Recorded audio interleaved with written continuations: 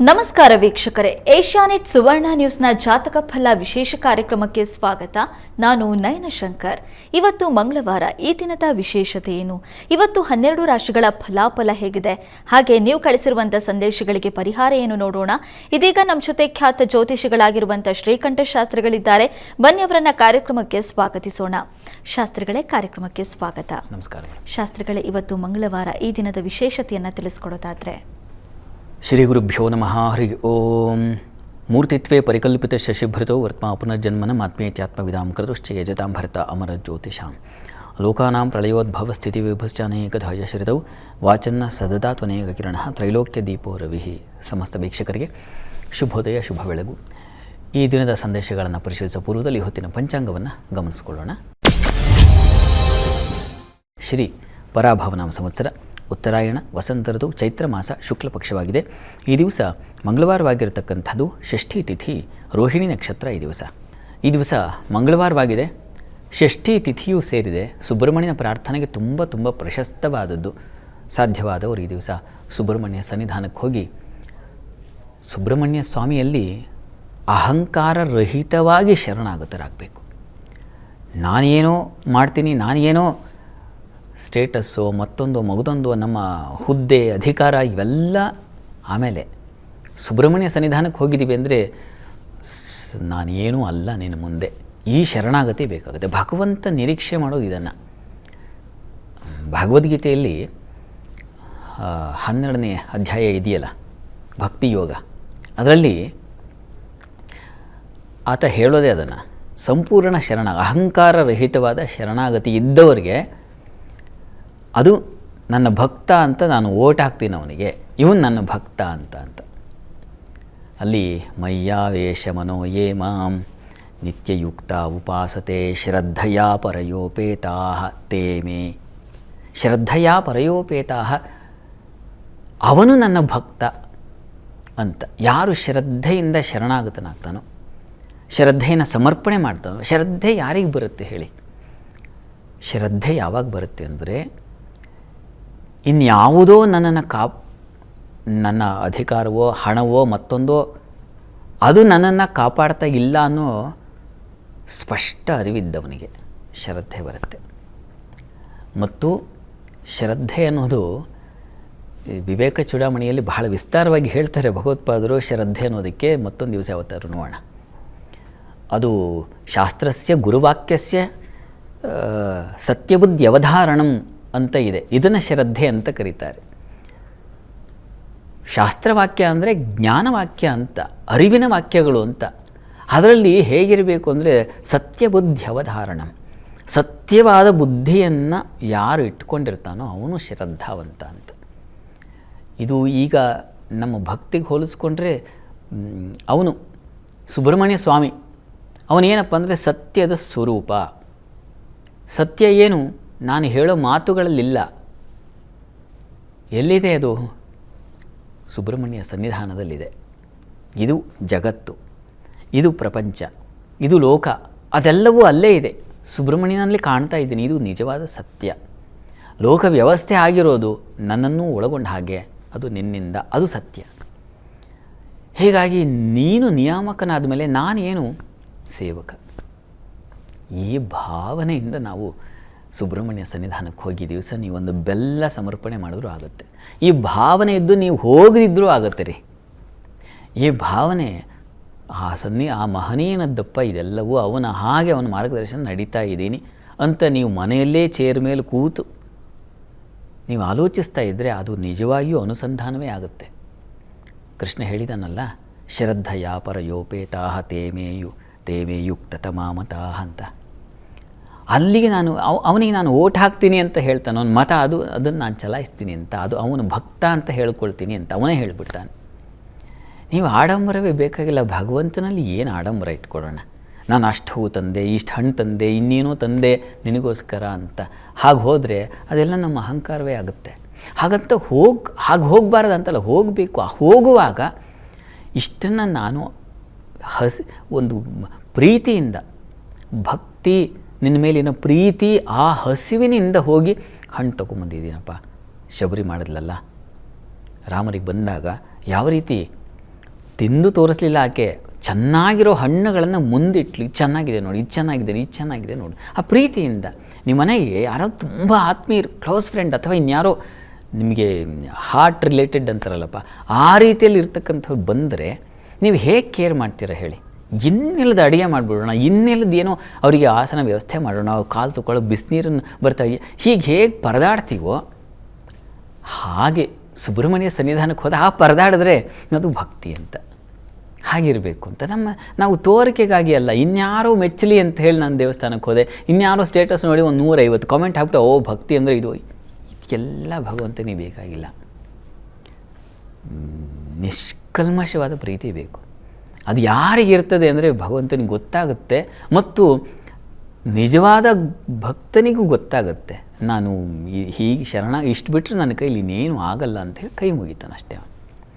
ಈ ಭಾವನೆಯಲ್ಲಿ ಸುಬ್ರಹ್ಮಣ್ಯ ಸನ್ನಿಧಾನಕ್ಕೆ ಹೋಗಿ ಹೇಳಿದ್ನಲ್ಲ, ನೀವೇನು ಸಮರ್ಪಣೆ ಮಾಡಿದ್ರೂ ಆಗುತ್ತೆ. ಪತ್ರಂ ಪುಷ್ಪಂ ಫಲಂ ಥೋಯಂ ಏನೂ ಆಗುತ್ತೆ.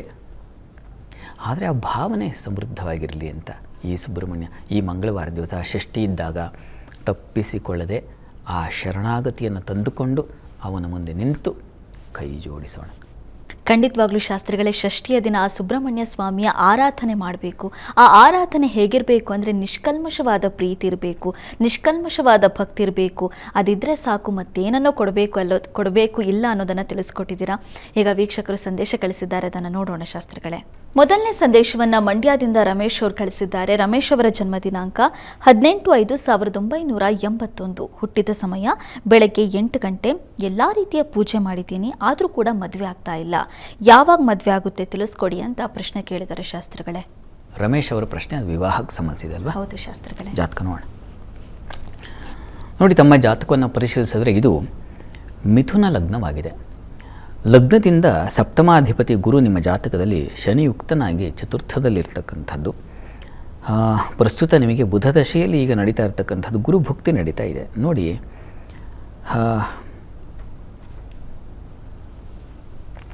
ಈಗ ಪ್ರಯತ್ನ ಪಟ್ಟರೆ ಅದಕ್ಕೆ ಅವಕಾಶ ಇದೆ ಅನ್ನೋದನ್ನು ಸೂಚಿಸ್ತಾ ಇದೆ. ಹೀಗಾಗಿ ಯಾವ ರೀತಿ ಪ್ರಯತ್ನ ಪಡೋದು? ನಮ್ಮ ಮನುಷ್ಯ ಪ್ರಯತ್ನ ಸೋತಾಗ ಭಗವದ್ ಆರಾಧನೆಯ ಪ್ರಯತ್ನ ಮಾಡಬೇಕಾಗುತ್ತೆ. ಅವನ ಅನುಗ್ರಹ ಮಾಡಿದರೆ ಒಂದು ಕ್ಷಣದಲ್ಲಿ ಚಿಟಿಕೆ ಹೊಡೆಯೋದು ಅಂತೀವಲ್ಲ, ಹಾಗಾಗಿಬಿಡುತ್ತೆ. ಹೀಗಾಗಿ ಈ ಸಂದರ್ಭದಲ್ಲಿ ನೀವು ನೋಡಿ, ನಮ್ಮ ನಂಜುಂಡ ಯಾವುದನ್ನು ನಂಜನಗೂಡು ಅಂತೀವೋ ಅಲ್ಲಿ ನಂಜುಂಡೇಶ್ವರ ನೆಲೆಸಿದ್ದಾನೆ. ಅಲ್ಲಿ ಗಿರಿಜಾ ಕಲ್ಯಾಣವನ್ನು ಮಾಡ್ತಾರೆ, ಕೇಳ್ಕೊಳ್ಳಿ. ಅಲ್ಲಿಗೆ ಹೋಗಿ ಅವನಲ್ಲಿ ಪ್ರಾರ್ಥನೆ ಮಾಡಿ ಒಂದು ಗಿರಿಜಾ ಕಲ್ಯಾಣ ಮಾಡಿಸಿ. ಆ ಭಗವಂತನ ಕೃಪೆಯಿಂದ ನಿಮ್ಮ ಮನಸ್ಸಿಗೆ, ನಿಮ್ಮ ನಿರೀಕ್ಷೆಗೆ ಯಾವುದು ತಕ್ಕದೋ ಅದನ್ನು ಭಗವಂತನೇ ಕರುಣಿಸ್ತಾನೆ. ಶ್ರದ್ಧೆ ಇಷ್ಟೊತ್ತು ಹೇಳಿದ್ನಲ್ಲ, ಶರಣಾಗತಿಯಿಂದ ಹೋಗಿ ಭಗವಂತನಲ್ಲಿ ಪ್ರಾರ್ಥನೆ ಮಾಡಿದ್ರೆ ಆ ಫಲ ನಮಗೆ ದಕ್ಕತ್ತೆ. ಹಾಗಾಗಲಿ ತಮಗೆ ಒಂದು ಸಲ ಆ ನಂಜನಗೂಡಿಗೆ ಹೋಗಿ ಬನ್ನಿ, ಒಳ್ಳೆಯದಾಗಲಿ. ಸರಿ ಶಾಸ್ತ್ರಿಗಳೇ, ಮುಂದಿನ ಸಂದೇಶವನ್ನು ಬೆಂಗಳೂರಿನಿಂದ ಗೌರಿ ಅವರು ಕಳಿಸಿದ್ದಾರೆ. ಗೌರಿ ಅವರ ಜನ್ಮ ದಿನಾಂಕ 20/8/1996. ಹುಟ್ಟಿದ ಸಮಯ ಸಂಜೆ 5 ಗಂಟೆ. ಸ್ವಂತ ಮೆಡಿಕಲ್ ಸ್ಟೋರ್ ಮಾಡಬಹುದಾ? ಜೊತೆಗೆ ಜೀವನ ಹೇಗಿದೆ ತಿಳಿಸ್ಕೊಡಿ ಅಂತ ಪ್ರಶ್ನೆ ಕೇಳಿದ್ದಾರೆ ಶಾಸ್ತ್ರಿಗಳೇ. ಗೌರಿ ಅವರ ಪ್ರಶ್ನೆ ಮೆಡಿಕಲ್ ಸ್ಟೋರ್ ಮಾಡಬಹುದಾ ಅಂತ ಕೇಳಿದಾರಲ್ವ? ಜೊತೆಗೆ ಜೀವನದ ಬಗ್ಗೆ ಜಾತಕ ನೋಡಿ. ಸರಿ ಶಾಸ್ತ್ರಿಗಳೇ. ನೋಡಿ, ತಮ್ಮದು ಮಕರ ಲಗ್ನವಾಗಿದೆ. ಲಗ್ನದಿಂದ ಕರ್ಮಸ್ಥಾನದಲ್ಲಿ ಚಂದ್ರನಿದ್ದಾನೆ.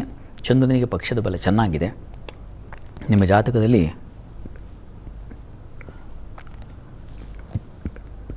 ಕುಜ ಚೆನ್ನಾಗಿದ್ದಾನೆ, ಪ್ರಯತ್ನ ಮಾಡಬಹುದು. ತಾವು ಹೇಳಿದ್ರಿ ಯಾವುದಾದ್ರು ಮೆಡಿಕಲ್ ರಿಲೇಟೆಡ್ ಏನಾದ್ರು ಟ್ರೈ ಮಾಡಬಹುದಾ ಅಂತ. ಖಂಡಿತ ಮಾಡಲಿಕ್ಕೆ ಅವಕಾಶ ಇದೆ. ಕುಜ ರವಿನೂ ತುಂಬ ಚೆನ್ನಾಗಿದ್ದಾನೆ. ಅಷ್ಟಮದಲ್ಲಿದ್ದರೂ ಅವನು ಸ್ವಕ್ಷೇತ್ರದಲ್ಲಿದ್ದಾನೆ. ಇದೆಲ್ಲ ಔಷಧಿಗೆ ಸಂಬಂಧಿಸಿರ್ತಕ್ಕಂಥದ್ದು, ಪ್ಯಾರಾಮೆಡಿಕಲ್ ಅಂತ ಏನಂತೀವಿ, ಇವುಗಳಿಗೆ ಸಂಬಂಧಿಸಿರ್ತಕ್ಕಂಥದ್ದು ಆಗಬಹುದು, ಔಷಧ ಆಗಬಹುದು. ಇದೆಲ್ಲದಕ್ಕೆ ಬುಧನೂ ಚೆನ್ನಾಗಿದ್ದಾನೆ. ಹೀಗಾಗಿ ಚೆನ್ನಾಗಿದೆ. ತಾವು ಪ್ರಯತ್ನ ಪಟ್ಟರೆ ಮೆಡಿಕಲ್ ಶಾಪನ್ನು ತಾವು ಅದನ್ನು ತೆರೀಬಹುದು. ಅದರಿಂದ ಜೀವನ ನಡೆಸಲಿಕ್ಕೆ ಅವಕಾಶ ಇದೆ. ಜೀವನ ಚೆನ್ನಾಗಿದೆ. ಕರ್ಮಸ್ಥಾನದಲ್ಲಿ ಚಂದ್ರ ಇದ್ದಾನೆ. ಹೀಗಾಗಿ ತುಂಬ ಚೆನ್ನಾಗಿರುತ್ತೆ. ಕರ್ಮಸ್ಥಾನದಲ್ಲಿ ಚಂದ್ರ ಎಂದರೆ ಕಾರ್ಯಸಿದ್ಧಿ ಅಂತ, ಜೀವನ ಸಿದ್ಧಿಯೂ ಹೌದು ಅದು. ಹೀಗಾಗಿ ಜೀವನದಲ್ಲಿ ಒಂದು ಸಮಾಧಾನ, ಶಾಂತಿ, ಸಂತೋಷದಿಂದ ಇರಲಿಕ್ಕಿದು ಖಂಡಿತ ಅವಕಾಶ ಇದೆ. ಪ್ರಯತ್ನ ಮಾಡಿ, ಒಳ್ಳೆಯದಾಗಲಿ ತಮಗೆ. ಸರಿ ಶಾಸ್ತ್ರಿಗಳೇ, ಮುಂದಿನ ಸಂದೇಶವನ್ನು ಬೆಂಗಳೂರಿನಿಂದ ಪರಮೇಶ್ ಅವರು ಕಳಿಸಿದ್ದಾರೆ. ಜನ್ಮ ದಿನಾಂಕ 30/1/2020, ಹುಟ್ಟಿದ ಸಮಯ ಮಧ್ಯಾಹ್ನ 3:45. ಬಹಳ ಆರೋಗ್ಯ ಸಮಸ್ಯೆ ಇದೆ, ಪರಿಹಾರ ತಿಳಿಸ್ಕೊಡಿ ಅಂತ ಕೇಳಿದ್ದಾರೆ ಶಾಸ್ತ್ರಿಗಳೇ. ಪರಮೇಶ್ವರ ಪ್ರಶ್ನೆ ಮಗುವಿನ ಆರೋಗ್ಯದ ಬಗ್ಗೆ ಕೇಳಿದ್ದಾರೆ. ಹೌದು ಶಾಸ್ತ್ರಿಗಳೇ. ಜಾತಕ ನೋಡಿ, ಇದು ಮಿಥುನ ಲಗ್ನವಾಗಿದೆ. ಲಗ್ನದ ಅಧಿಪತಿ ಬುಧ ಅಷ್ಟಮದಲ್ಲಿದ್ದಾನೆ. ಲಗ್ನಾಧಿಪತಿ ಅಷ್ಟಮದಲ್ಲಿದ್ದರೆ ಆರೋಗ್ಯದಲ್ಲಿ ಏರುಪೇರಾಗುತ್ತೆ, ತೊಡಕಾಗುತ್ತೆ. ಪ್ರಸ್ತುತ ಈಗ ನಡೀತಾ ಇರೋದು ಬುಧದಶೆಯಲ್ಲಿ ಈಗ ರವಿ ಭುಕ್ತಿ ನಡೀತಾ ಇದೆ. ರವಿ ಕೂಡ ಅಷ್ಟಮದಲ್ಲಿದ್ದಾನೆ. ಇದೆಲ್ಲ ಸ್ವಲ್ಪ ಆರೋಗ್ಯಕ್ಕೆ ತೊಡಕುಂಟಾಗುವ ಲಕ್ಷಣ. ಹಾಗಂತ ಏನಪ್ಪ ಪ್ರಮಾದ ಅಂತೇನು ಯೋಚನೆ ಮಾಡಬೇಕದ್ದಿಲ್ಲ. ಅಷ್ಟಮಾಧಿಪತಿ ಅಷ್ಟಮದಲ್ಲಿದ್ದಾಗ ಆಯುಷ್ಯ ಬಲ ಇರ್ತದೆ.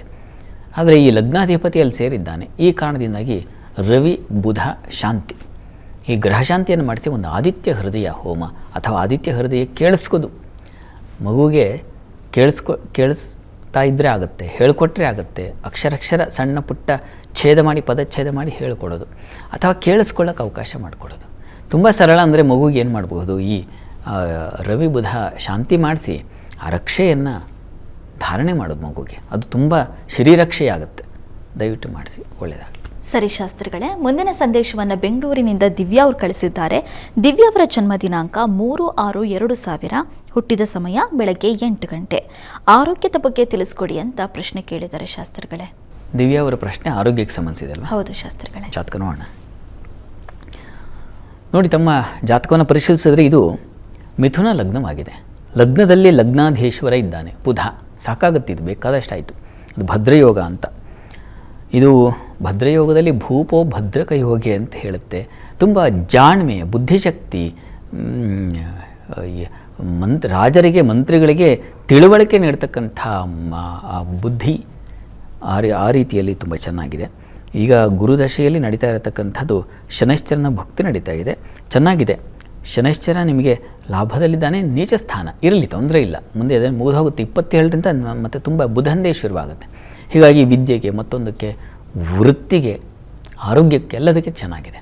ಈಗ ಹತ್ತಿರದಲ್ಲಿ ಯಾವುದಾದ್ರು ಶನಿ ಮಂದಿರ ಇದ್ದರೆ ಶನೈಶ್ಚರನಿಗೆ ರುದ್ರಾಭಿಷೇಕ ಮಾಡಿಸಿ ಪ್ರತಿ ಶನಿವಾರ. ಅದು ನೀವು 2027 ಪ್ರಾರಂಭದವರೆಗೆ, ಅಂದರೆ ಇನ್ನೊಂದು ವರ್ಷ ನಿರಂತರವಾಗಿ ಮಾಡಿಸಿ, ಅನುಕೂಲ ಆಗುತ್ತೆ. ಒಳ್ಳೆಯದಾಗಲಿ. ಈಗ ದ್ವಾದಶ ರಾಶಿಗಳ ಫಲಾಫಲ ನೋಡುವಂಥ ಸಮಯ. ಶಾಸ್ತ್ರಿಗಳೇ, ಮೊದಲಿಗೆ ಮೇಷರಾಶಿಯಿಂದ ಕನ್ಯಾ ರಾಶಿವರೆಗಿನ ಫಲ ಹೇಗಿದೆ, ಪರಿಹಾರ ಏನು ತಿಳಿಸೋದಾದರೆ? 12 ರಾಶಿಗಳ ಫಲಾಫಲ ತಿಳಿಯುವ ಮುನ್ನ ಈ ಹೊತ್ತಿನ ಗ್ರಹಸ್ಥಿತಿಯನ್ನು ಗಮನಿಸ್ಕೊಳ್ಳೋದಾದರೆ, ವೃಷಭ ರಾಶಿಯಲ್ಲಿ ಚಂದ್ರ ಇರತಕ್ಕಂಥದ್ದು, ಮಿಥುನ ರಾಶಿಯಲ್ಲಿ ಗುರು, ಕರ್ಕಟಕ ರಾಶಿಯಲ್ಲಿ ಮಾಂದ್ಯವತಿಯಾಗಿದೆ, ಕೇತು ಇರತಕ್ಕಂಥ ಸಿಂಹರಾಶಿಯಲ್ಲಿ, ಕುಜ ಹಾಗೂ ಬುಧ ಮತ್ತು ರಾಹುವನ್ನು ಕಾಣ್ತಾ ಇದ್ದೀವಿ. ಅದು ಕುಂಭರಾಶಿಯಲ್ಲಿ, ಮೀನರಾಶಿಯಲ್ಲಿ ರವಿ, ಶನಿ ಹಾಗೂ ಶುಕ್ರ ಯುತಿಯನ್ನು ಕಾಣ್ತಾ ಇದ್ದೀವಿ. ಹೀಗಿರುವಾಗ 12 ರಾಶಿಗಳ ಫಲಾಫಲ ತಿಳಿತಾ ಹೋಗೋಣ. ಮೊದಲಿಗೆ ಮೇಷರಾಶಿಯವರಿಗೆ ದಿವಸ ಕುಟುಂಬ ಸೌಖ್ಯ ಚೆನ್ನಾಗಿರುತ್ತದೆ. ವಿದ್ಯಾರ್ಥಿಗಳಿಗೆ ತುಂಬ ಅನುಕೂಲದ ವಾತಾವರಣ ಸೂಚಿಸ್ತಾ ಇದೆ. ಮಾತಿನ ಸೌಕರ್ಯ ಚೆನ್ನಾಗಿದೆ ಈ ದಿವಸ ಕೂಡ. ಈ ದಿವಸ ನಿಮಗೆ ಸ್ತ್ರೀಯರಿಗೆ ಹಣಕಾಸಿನ ಸಮೃದ್ಧಿಯನ್ನು ಸೂಚಿಸ್ತಾ ಇದೆ. ಕೌಶಲ್ಯ ಪ್ರದರ್ಶನ, ಕೌಶಲ್ಯದಿಂದ ಹಣ ಸಂಪಾದನೆ, ಇದೆಲ್ಲ ತುಂಬ ಚೆನ್ನಾಗಿದೆ ಈ ದಿವಸ. ಸ್ವಲ್ಪ ಪ್ರಯಾಣದಲ್ಲಿ ನೀರಿನ ತೊಡಕುಗಳು, ನೀರಿನಿಂದ ಜಾರಿ ಬಿದ್ದುಬಿಡೋದು, ಮತ್ತೇನೋ ಅವಘಡ, ಈ ರೀತಿಯ ಸಾಧ್ಯತೆ ಇದೆ. ಸ್ವಲ್ಪ ಹುಷಾರಾಗಿರಿ ಈ ದಿವಸ. ಸುಬ್ರಹ್ಮಣ್ಯ ಕವಚವನ್ನು ಹೇಳ್ಕೊಳ್ಳಿ. ವೃಷಭರಾಶಿಯವರಿಗೆ ಈ ದಿವಸ ಧೈರ್ಯ ಸಾಹಸಗಳ ದಿನ. ವೃತ್ತಿಯಲ್ಲಿ ಅನುಕೂಲ, ದಾಂಪತ್ಯದಲ್ಲಿ ಅನ್ಯೋನ್ಯತೆ, ಸಾಮರಸ್ಯ, ವ್ಯಾಪಾರಿಗಳಿಗೆ ತುಂಬ ಚೆನ್ನಾಗಿರುತ್ತದೆ. ಹಾಲು ಹೈನು ಕ್ಷೇತ್ರದವ್ರಿಗಂತೂ ತುಂಬ ಚೆನ್ನಾಗಿದೆ. ಸುಗ್ರಾಸ ಭೋಜನ, ಕುಟುಂಬ ಸೌಖ್ಯ, ಬ್ಯಾಂಕುಗಳಲ್ಲಿ ಕೆಲಸ ಮಾಡೋರಿಗೆ ತುಂಬ ಚೆನ್ನಾಗಿದೆ ಈ ದಿವಸ. ವೃತ್ತಿಯಲ್ಲೂ ಅನುಕೂಲದ ವಾತಾವರಣ ಇದೆ, ಚೆನ್ನಾಗಿದೆ ಈ ದಿವಸ. ಪ್ರಾರ್ಥನೆಗೆ ಆಂಜನೇಯನ ಪ್ರಾರ್ಥನೆ ಮಾಡಿಕೊಳ್ಳಿ. ಇನ್ನು ಮಿಥುನ ರಾಶಿಯವರಿಗೆ ದಿವಸ ನಿಮಗೆ ಆಹಾರ ವ್ಯತ್ಯಾಸ ಆಗುತ್ತೆ. ಬಹಳ ಮುಖ್ಯವಾಗಿ ಹುಷಾರು. ನೀರಿನ ಅಭಾವ, ನೀರಿನ ಬಳಲಿಕೆ, ಕುಡಿಬೇಕನ್ಸುತ್ತೆ, ಕುಡಿಯೋಕ್ಕಾಗಲ್ಲ, ಆ ರೀತಿಯ ನೀರಿನ ತೊಂದರೆಗಳು, ಹುಷಾರು. ಉಳಿದ ಹಾಗೆ ಆಹಾರದಲ್ಲೂ ವ್ಯತ್ಯಾಸ ಇದೆ. ಹೀಗಾಗಿ ಆಹಾರದ ಕಡೆಗೂ ಗಮನ ಇರಲಿ. ಅನ್ನಪೂರ್ಣೇಶ್ವರಿ ಪ್ರಾರ್ಥನೆ ತಪ್ಪದೇ ಮಾಡಿ. ನೀವು ಹಣಕಾಸಿನ ವಿಚಾರದಲ್ಲೂ ಘರ್ಷಣೆಗಳಾಗೋ ಸಾಧ್ಯತೆ ಇದೆ, ಹುಷಾರು. ವೃತ್ತಿಯಲ್ಲಿ ಅನುಕೂಲ ಚೆನ್ನಾಗಿದೆ. ಕೆಲಸ ಕಾರ್ಯಗಳಲ್ಲಿ ಏನೂ ಅಂಥ ತೊಡಕು ಮಗತೊಂದು ಇಲ್ಲ, ಸಹಕಾರವೇ ಇದೆ, ಆತಂಕ ಬೇಡ. ಪ್ರಾರ್ಥನೆಗೆ ಅನ್ನಪೂರ್ಣೇಶ್ವರಿ ಪ್ರಾರ್ಥನೆ ಮಾಡಿ. ಇನ್ನು ಕರ್ಕಟಕ ರಾಶಿಯವರಿಗೆ ದಿವಸ ಲಾಭದಾಯಕ ದಿನ. ಸ್ತ್ರೀಯರಿಗಂತೂ ಬಹಳ ವಿಶೇಷ ಲಾಭ ಇದೆ. ಮುಖ್ಯವಾಗಿ ಹಿರಿಯ ಸ್ತ್ರೀಯರಿಂದ ಸಲಹೆ, ಸೂಚನೆ, ಮಾರ್ಗದರ್ಶನ, ಹೀಗಲ್ಲ ಹೀಗೆ ಅಂತ ಹೇಳಿ ಪ್ರೀತಿಯಿಂದ ಹೇಳ್ತಕ್ಕಂಥದ್ದು, ಆ ರೀತಿಯ ತುಂಬ ಚೆನ್ನಾಗಿದೆ. ವೃತ್ತಿಯಲ್ಲೂ ಅಷ್ಟೇ ಅನುಕೂಲದ ಲಕ್ಷಣ ಇದೆ, ಆತಂಕ ಬೇಡ. ವಸ್ತ್ರ ವ್ಯಾಪಾರಿಗಳಿಗೆ, ಅಲಂಕಾರ ಕ್ಷೇತ್ರಗಳಲ್ಲಿ ಕೆಲಸ ಮಾಡೋರಿಗೆಲ್ಲ ತುಂಬ ಚೆನ್ನಾಗಿದೆ. ಪ್ರಾರ್ಥನೆಗೆ ದಿವಸ ಆರೋಗ್ಯ ದೃಷ್ಟಿಯಿಂದ ದುರ್ಗಾ ಕವಚ ಹೇಳ್ಕೊಳ್ಳಿ.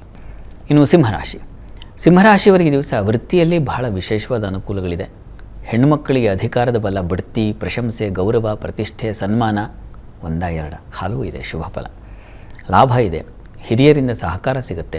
ಬುದ್ಧಿ ಸಹಕಾರ, ಬುದ್ಧಿ ಮಾರ್ಗದರ್ಶನ ಇದೆಲ್ಲ ಉಂಟಾಗುತ್ತೆ. ಚೆನ್ನಾಗಿದೆ. ಈ ದಿವಸ ನಿಮಗೆ ಹೆಚ್ಚಿನ ಅಂತಹ ತೊಡಕೇನೂ ಕಾಣ್ತಾ ಇಲ್ಲ, ಆತಂಕ ಬೇಡ. ಪ್ರಾರ್ಥನೆಗೆ ದಿವಸ ಈಶ್ವರನ ಆರಾಧನೆ. ಇನ್ನು ಕನ್ಯಾ ರಾಶಿ, ಕನ್ಯಾ ರಾಶಿಯವರಿಗೆ ವೃತ್ತಿಯಲ್ಲಿ ಬಹಳ ವಿಶೇಷವಾದ ಅನುಕೂಲಗಳು. ನಿಮಗೂ ಕೂಡ ವಿಶೇಷವಾದ ಗೌರವ, ಮನ್ನಣೆ, ಹೊಸ ಅವಕಾಶಗಳಿಗೆ ದಾರಿ ಈ ರೀತಿಯಲ್ಲಿದೆ. ಸುಬ್ರಹ್ಮಣ್ಯ ಪ್ರಾರ್ಥನೆ ಮಾಡ್ಕೊಳ್ತೀರ ಈ ದಿವಸ. ಕ್ಷೇತ್ರ ದರ್ಶನವೋ, ಒಂದು ರೀತಿಯಲ್ಲಿ ಭಕ್ತಿ ಮತ್ತು ಶ್ರದ್ಧೆ ಇವುಗಳಲ್ಲಿ ನಿಮಗೆ ಆಸಕ್ತಿ ಹೆಚ್ಚಾಗುತ್ತೆ. ತಂದೆ ಮಕ್ಕಳಲ್ಲಿ ಸಾಮರಸ್ಯ ಉಂಟಾಗುತ್ತೆ. ತಾಯಿ ಮಕ್ಕಳಲ್ಲಿ ಸಾಮರಸ್ಯ ಇದೆ. ದಾಂಪತ್ಯದಲ್ಲಿ ಅನ್ಯೋನ್ಯತೆ ಇದೆ. ಲಾಭ ಇದೆ. ವಿದೇಶ ವಹಿವಾಟು ತುಂಬ ಚೆನ್ನಾಗಿದೆ. ಇಷ್ಟ ದೇವತಾ ಆರಾಧನೆ ಮಾಡಿ. ಇನ್ನು ತುಲಾರಾಶಿ, ತುಲಾರಾಶಿಯವರಿಗೆ ವೃತ್ತಿಯಲ್ಲಿ ಕಿರಿಕಿರಿ ಇದೆ. ಇನ್ನೂ ಕಿರಿಕಿರಿ ತಪ್ಪಿಲ್ಲ ನಿಮಗೆ. ವಿಘ್ನಗಳು, ತೊಡಕುಗಳನ್ನು ಸೂಚಿಸ್ತಾ ಇದೆ. ಸ್ತ್ರೀಯರಿಗೆ ಅಪಮಾನ, ಒಂದು ರೀತಿಯ ಮನೋವ್ಯಥೆ, ದುಃಖ, ಏನೋ ಒಂಟಿತನ ಈ ರೀತಿಯ ಸಾಧ್ಯತೆ ಇದೆ. ಯಾವ ಕೆಲಸವೂ ಸಮಾಧಾನ ಕೊಡದೆ ಹೋಗಿಬಿಡುತ್ತೆ. ಹೀಗೆ ಇರುವ ಸಂದರ್ಭದಲ್ಲಿ ನಾವು ಏನು ಮಾಡೋದು? ಸುಬ್ರಹ್ಮಣ್ಯ ಸನ್ನಿಧಾನಕ್ಕೆ ಹೋಗಿ ಬನ್ನಿ. ಸುಬ್ರಹ್ಮಣ್ಯಂಗೆ ಒಂದು ಅಭಿಷೇಕ ಮಾಡಿಸಿ ಶ್ರದ್ಧೆಯಿಂದ ತೀರ್ಥ ಸೇವನೆ ಮಾಡಿ. ನೀರು ಕುಡಿದ್ರೆ ಪಾವನವಾಗಿಬಿಡುತ್ತೆ. ಹಾಗೆ ಆ ತೀರ್ಥ, ಅದಕ್ಕೆ ಮಂತ್ರಜಲ ಅಂತಾರೆ, ಅಷ್ಟು ಶಕ್ತಿ ಇದೆ ಅದಕ್ಕೆ. ಇನ್ನು ವೃಶ್ಚಿಕ ರಾಶಿ, ವೃಶ್ಚಿಕ ರಾಶಿಯವರಿಗೆ ವೃತ್ತಿಯಲ್ಲಿ ತುಂಬ ವಿಶೇಷವಾದ ಅನುಕೂಲಗಳು. ಸಂಗಾತಿಯಲ್ಲಿ ಸಾಮರಸ್ಯ, ಅನ್ಯೋನ್ಯತೆ, ಸಮಾರಂಭ ಇಂಥವುಗಳ ಚಟುವಟಿಕೆ, ಅವುಗಳ ಓಡಾಟ ಇತ್ಯಾದಿ ಚೆನ್ನಾಗಿದೆ. ವ್ಯಾಪಾರಿಗಳಿಗೆ ತುಂಬ ಚೆನ್ನಾಗಿದೆ. ಈ ದಿವಸ ನಿಮಗೆ ಬಂಧು ಸ್ನೇಹಿತರ ಸಹಕಾರ, ಅನ್ಯೋನ್ಯತೆ, ಪ್ರೀತಿ ವಿಶ್ವಾಸಗಳು ಒಂದು ರೀತಿಯಲ್ಲಿ ಚೆನ್ನಾಗಿದೆ ಈ ದಿವಸ. ಪ್ರಾರ್ಥನೆಗೆ ಈ ದಿವಸ ನರಸಿಂಹ ಪ್ರಾರ್ಥನೆ ಮಾಡಿಕೊಳ್ಳಿ. ಇನ್ನು ಧನುರಾಶಿ, ಧನುರಾಶಿಯವರಿಗೆ ವೃತ್ತಿಯಲ್ಲಿ ಈ ದಿವಸ ಅನುಕೂಲದ ವಾತಾವರಣ ಇದೆ. ಲಾಭವನ್ನು ಕಾಣ್ತೀರಾ. ಸಂಗಾತಿಯಿಂದ ಹೆಚ್ಚಿನ ಅನುಕೂಲಗಳು. ಸಂಗಾತಿಯಲ್ಲಿ ಸಾಮರಸ್ಯ, ಪ್ರೀತಿ ವಿಶ್ವಾಸ. ಸ್ತ್ರೀಯರಿಗೆ ಶತ್ರುಗಳನ್ನು ಗೆಲ್ತಕ್ಕಂಥ ಚಾತುರ್ಯತೆ, ಬುದ್ಧಿಶಕ್ತಿ. ಈ ಕೋರ್ಟ್ಗಳಲ್ಲಿ ವಾದ ಮಾಡೋರಿಗೆ ಈ ದಿವಸ ತುಂಬ ಚೆನ್ನಾಗಿರುತ್ತದೆ. ಈ ದಿವಸ ಸ್ವಲ್ಪ ವಸ್ತು ನಷ್ಟತೆಯೂ ಇದೆ. ಕರ್ತವೀರ್ಯ ಅರ್ಜುನ ಸ್ಮರಣೆ ಮಾಡಿ. ಇನ್ನು ಮಕರ ರಾಶಿ, ಮಕರ ರಾಶಿಯವರಿಗೆ ಈ ದಿವಸ ದಾಂಪತ್ಯದಲ್ಲಿ ಮನಸ್ತಾಪ, ಭಿನ್ನಾಭಿಪ್ರಾಯ ಸೂಚಿಸ್ತಾ ಇದೆ. ಸ್ವಲ್ಪ ಹುಷಾರಾಗಿರಿ. ಉಳಿದ ಹಾಗೆ ಹೈಯರ್ ಸ್ಟಡೀಸ್ ಅವರಿಗೆ ತುಂಬ ಚೆನ್ನಾಗಿದೆ.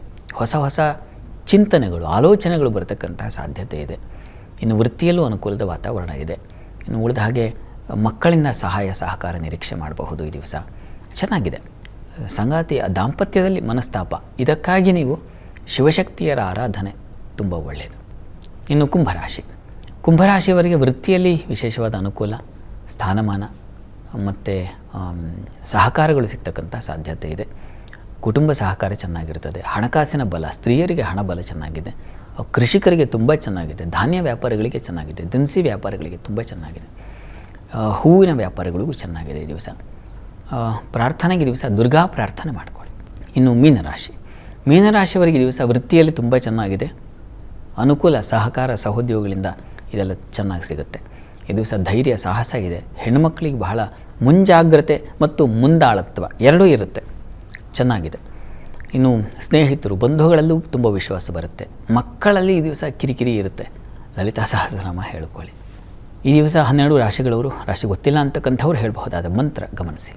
ಓಂ ರಕ್ಷೋಬಲ ವಿಮರ್ದನಾಯ ನಮಃ. ಈ ಮಂತ್ರ ಹೇಳ್ಕೊಳ್ಳಿ. ಸುಬ್ರಹ್ಮಣ್ಯ ಮಂತ್ರ ಅನುಕೂಲ ಆಗುತ್ತೆ. ಶಾಸ್ತ್ರಿಗಳೇ, ಈ ದಿನದ ವಿಶೇಷತೆ ದ್ವಾದಶ ರಾಶಿಗಳ ಫಲ, ವೀಕ್ಷಕರ ಸಂದೇಶಗಳಿಗೆ ಪರಿಹಾರ ತಿಳಿಸಿದ್ದೀರಾ. ಧನ್ಯವಾದಗಳು ಶಾಸ್ತ್ರಿಗಳೇ. ಸರ್ವೇ ಜನಾಃ ಸುಖಿನೋ ಭವಂತು, ಸಮಸ್ತ ಸನ್ಮಂಗಳಾನಿ ಭವಂತು. ಎಲ್ಲರಿಗೂ ಶುಭವಾಗಲಿ. ವೀಕ್ಷಕರೇ, ಇದಾಗಿತ್ತು ಇವತ್ತಿನ ಜಾತಕ ಫಲ ವಿಶೇಷ ಕಾರ್ಯಕ್ರಮ. ನೇರ, ದಿಟ್ಟ, ನಿರಂತರ ಸುದ್ದಿಗಾಗಿ ನೋಡ್ತಾ ಇರಿ ಏಷ್ಯಾನೆಟ್ ಸುವರ್ಣ ನ್ಯೂಸ್.